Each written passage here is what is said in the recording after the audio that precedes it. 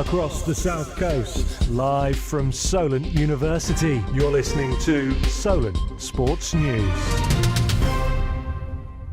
Good morning, it is 12 o'clock. My name is Ethan Cook and these are your Solent Sports News headlines. Southampton travel to the Den tomorrow to face Millwall. Saints have been impressive lately, winning 4 of their last 5 games.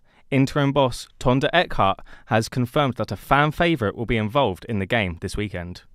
And to end off on a very good news, Oreo is going to be in the matchday squad tomorrow.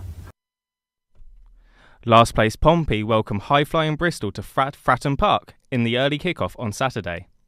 Portsmouth have only won once in their last 6 games and will be looking for a win to kick-start their season. Bristol will be looking to break into the playoff spots, having fallen out of them midweek. It will be an interesting game on the South Coast this weekend. In more local news, Eastleigh are travelling to top of the National League tables, Rochdale.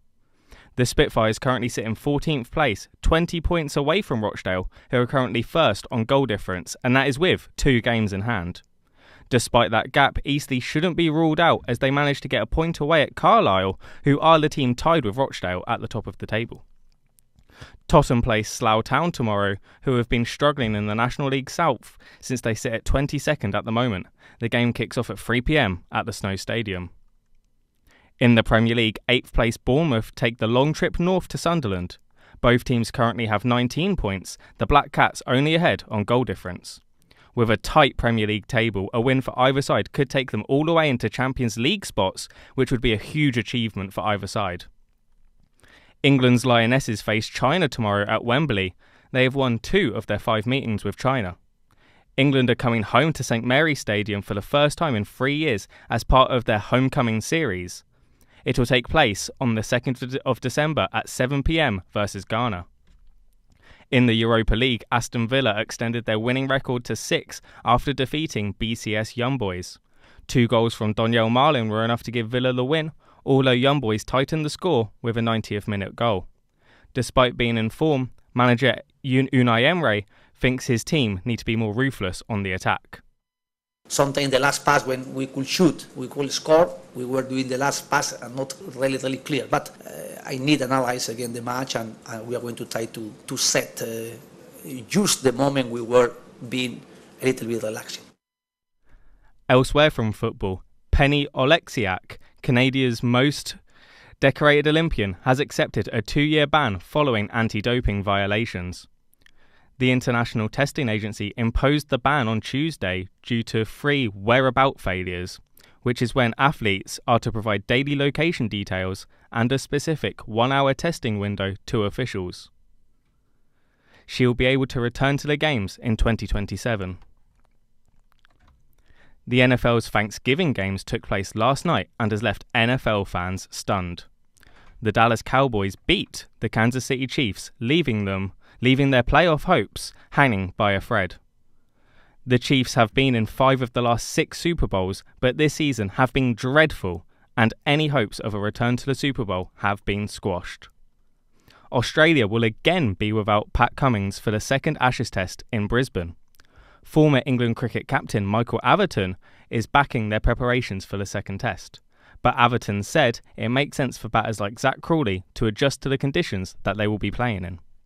If you ask me what I would want to do, even on the back of a pair, say, I think I would want it to come to the Gabba to get the bounce, the pace, and the heat and the humidity and get here in good time rather than a slightly rushed arrival from Canberra. The F1 World Champion could be decided this Sunday. If Lando Norris can get 2 points at the Qatar Grand Prix, then neither Max Verstappen or Oscar Piastri will be able to catch him. In 2024, Norris was runner-up, but is currently in pole position, 24 points ahead of his competition. Great Britain's basketball team played in a thrilling World Cup qualifying match against Lithuania last night. At the end of the 4th quarter, GB were up 8 points with 9 seconds left. Everyone thought they had their first win in the group stage, but Ignas Sargunas put those dreams to bed, scoring 3 triples in those last 9 seconds. A former gold medalist has come out of retirement in hopes of going to the 28 Olympics in Los Angeles. Max Whitlock is Team GB's most successful gymnast, winning gold in both 2016 and 2020.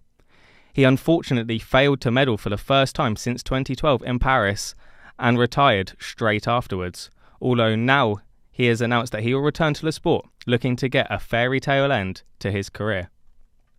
Right now, we should have been reporting to you the results from the Skeleton World Cup, but instead, the second race that was meant to take place in Eagles, Austria, due to issues with the course quality, has been cancelled. Team GB's Matt Weston won gold in the first race last week in Italy, but will now have to wait until next week in Lillehammer to keep up his form.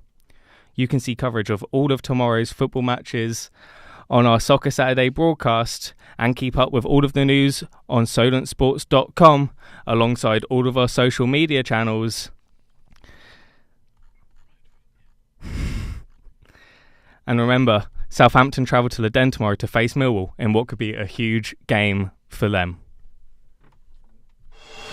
Across the South Coast, live from Solent University, you're listening to Solent Sports News.